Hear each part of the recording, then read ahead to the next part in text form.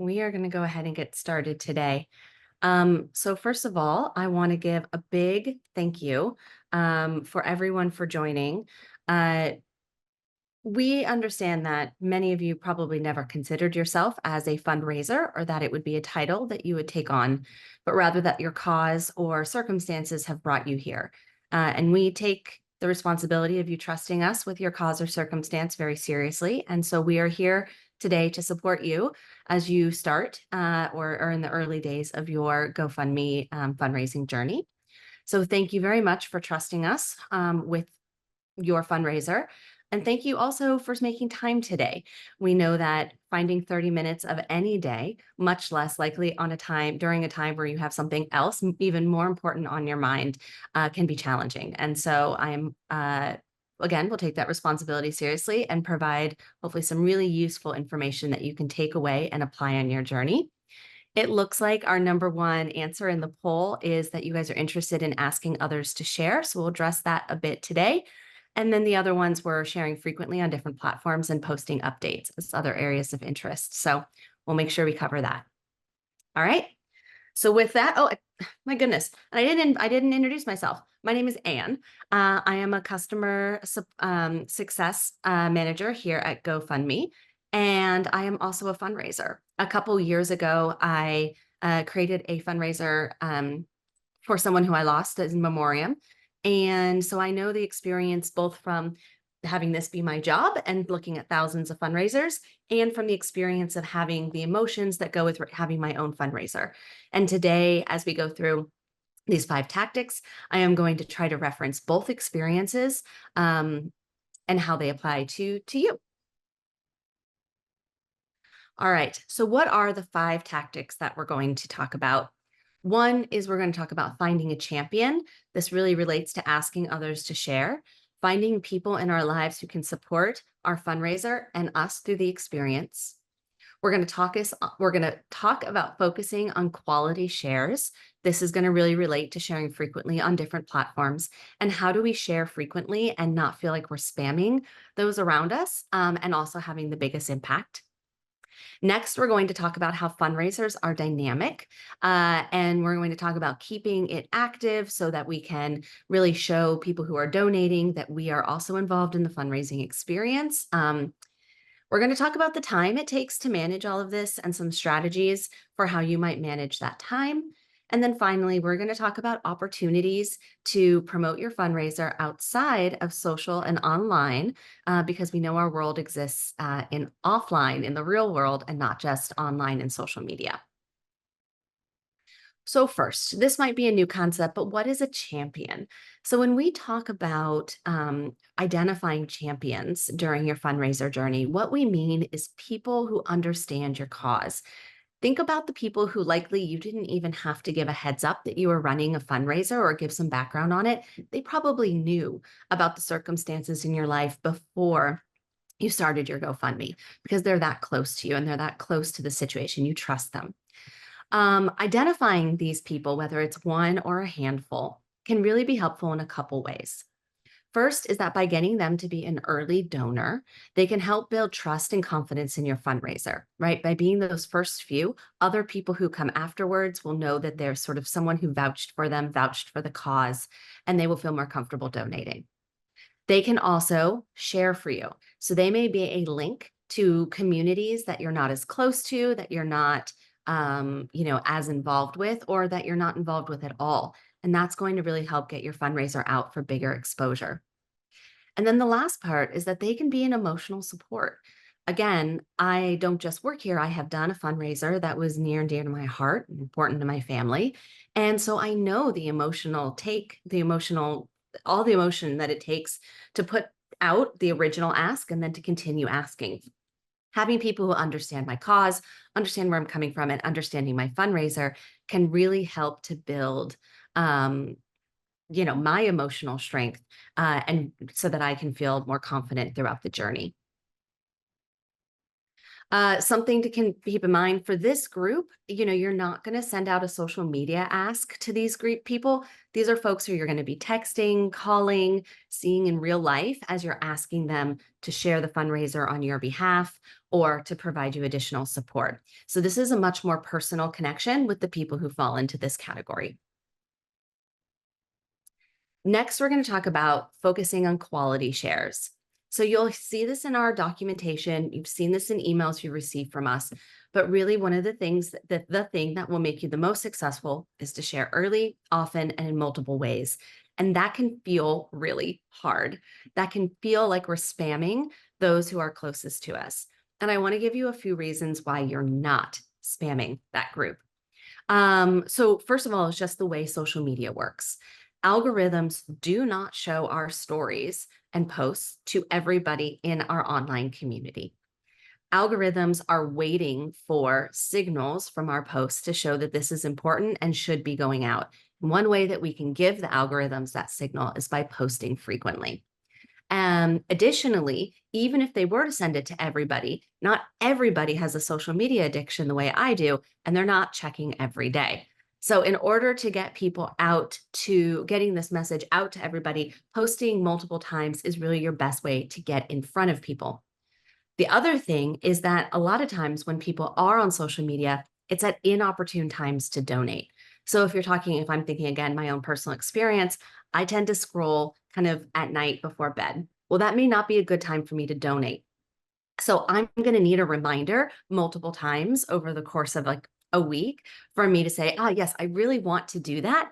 And I'm able to, I have I'm just prepared, right? So sharing early and often and regularly is going to help cut through the noise of the algorithm. It's going to make sure people see it when they're actually online. And it's going to make sure people are reminded of it during their process, because it may not be that they don't want to donate.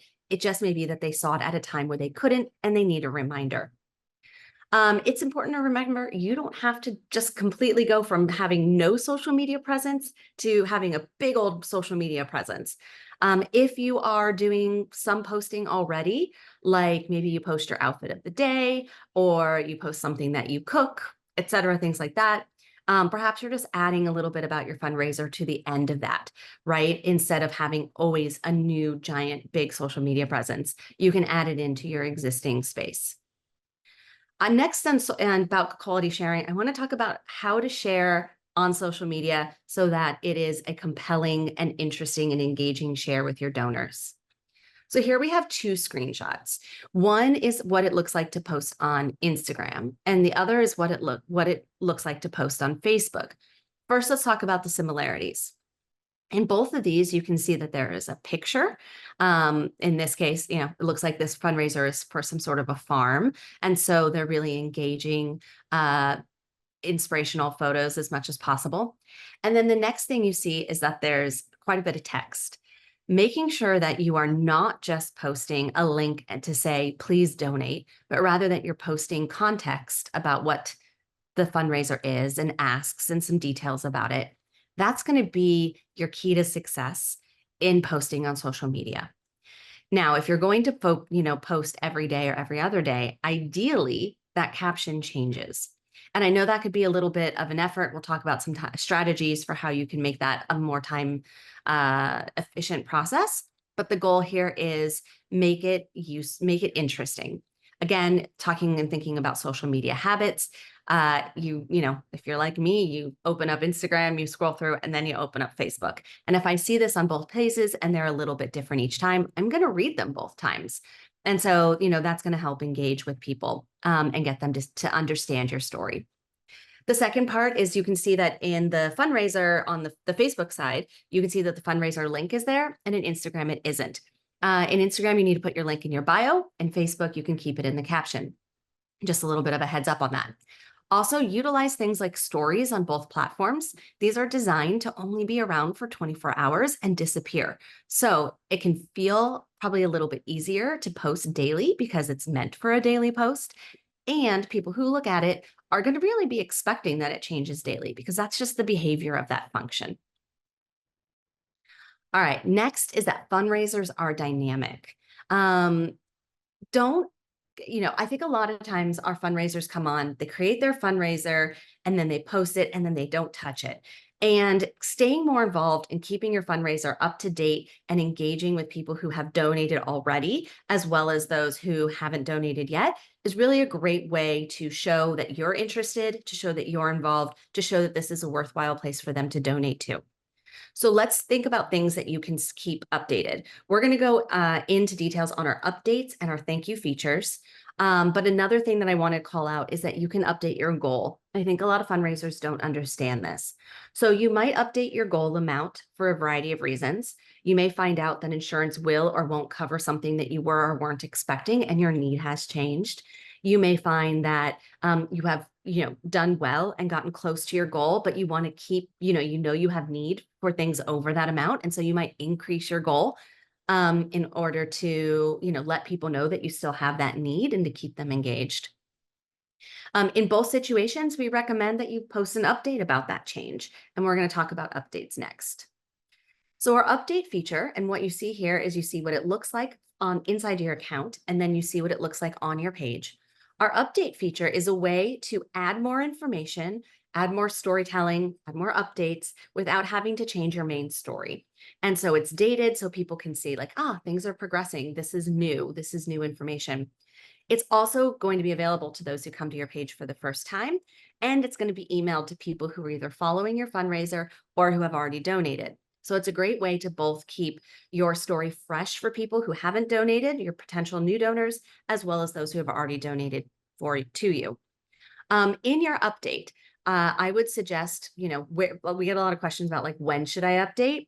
I would say one, if you're going to change your goal, if your needs change, if you've hit a milestone, and that might be 25%, 50%, 75% of your goal amount, you could talk about that.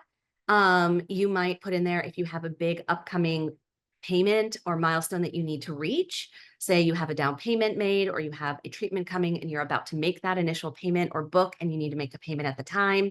Those sorts of pieces of information are great for updates. When I had my fundraiser, my fundraiser ran for about 2.5 weeks and I posted 4 updates. They were about milestones. They were about what I was going to do with the funds. One was an emotional one about how it felt to connect with the people who had donated with me. And then one was kind of closing it out and, talking about what the impact was. So, there's a lot of ways you can go, but I would say post an update once or even twice a week to really show that engagement. The next is our thank you features. Thank yous are a fantastic way to connect with the people who donated to us. One of the things that we forget is that the people who donated to us care for us. They care for us so much, they're willing to help us out with their money. And so connecting back to them and letting them know what that means to us is really powerful. There's 2 ways you can do that in GoFundMe. The thank you button will send, that we see here on the first image, will send an individual thank you to Sammy in this situation. So you would write out an individual thank you. And that can be both a great connection to your donor, but also I found in my personal situation, just felt really good to me to have that connection with people who had donated. They cared about me, they cared about my cause, and I was connecting. Now, we know that the reason you're here may not give you the time or emotional bandwidth to do individual thank yous. We get that. And so there's also the feature to be able to send a bulk thank you to either all or a portion of the people who have donated. And this is a more streamlined, more efficient way if you just don't have the time or capacity right now to handle those individual thank yous. So let's talk about time and capacity. Everything that I said today may feel like a lot. And the reality is the more that you put in, the more likely you are going to see the success down the road. And so I encourage you to, consider yourself a fundraiser for the next few weeks, to put that hat on and to give yourself some time. Now, a couple things about time. GoFundMe does not have a timeline that you need to make your goal, and you don't even need to make your goal and to start receiving the funds in your bank account. As soon as you've received donations, you can start to receive, you can set up your transfers and start to receive them. So there's no timeline on the GoFundMe. That said, I recommend you keep it up for a couple weeks and you're active for a couple weeks. Remember our donors don't always work on the same timeline as us. They may need a reminder. They may have forgotten. They may be waiting for payday. So, posting on a regular basis can be really helpful for them over a period of time. The other thing that I'll say here is that I found it a little overwhelming for me personally to be having to think about the fundraiser every day. So what I did is at the start of each week, I devoted, I think like an hour and a half each week to write down what I wanted to do that week, what my updates, what I thought my updates would be, what my social medias feeds posts were going to be, pictures I wanted to use, and all of that. And I sort of just put it aside in a little folder on my computer. And that way, when I needed to post, I already had it created. And all I wanted to do is just go into that folder, post it, and be done. I didn't need to create. That was a strategy that really worked for me to feel that I was prepared for the week, but also within a time frame that was manageable for me. All right. And finally, let's talk about offline. The reality is, we've talked a lot about online, and it's a really powerful way to reach a lot of people. But our world is not just online, our world is offline. And so let's talk about ways that we can get our fundraiser out there. As you're thinking about it, start to think, what is unique to you, your cause, your communities? Where do you spend your time each week? Everywhere you go may be a community that you are a part of. And that community may have its own unique way of hearing about your message and hearing about your cause. So think about the ways to reach each of those groups. This list is by no means exhaustive, but hopefully will give you a little bit of a creativity boost to think about spaces that you can get involved in your world. Now, GoFundMe has the feature to print out these QR codes. You may love or hate QR codes, but they really did have a moment during the pandemic. And so people are very familiar with them. And so you can print this out and put it in a variety of spaces. This is what it looks like to print out directly from our platform, but you can copy paste and put it just about anywhere. You might consider putting it in concessions or snack bars, community bulletin boards, small business registers. Let's say you go to a coffee shop frequently, and, the baristas, or at least friendly with them, maybe they want to put it up next to their register, things like that. Faith-based bulletins are often printed, maybe another place that this would be relevant. I want to use an example in my own personal life. This was for a family member. And so my mom lunches with the same women every week. And I wanted to make sure that my mom could speak to the group about the fundraiser, what it was for, how GoFundMe worked, and how they could donate. And so I made sure that my mom was well versed in all of those things so that when she spoke with them in real life, she could pass that fundraiser around, because I knew that they were going to react better to her talking about it than they were going to react to seeing it on social media, which they're not really on, or even from an email from me. So think about the communities in your world. Think about how, even if they're not super close to you, what's a way you can get this out to them in a real life situation. Okay, thank you so much for listening to me. We're going to move over to the Q&A portion of this session. As a reminder, at the end of this, you're going to get an email with these following links. And these links are going to be to other resources that we have to help you on your fundraiser journey.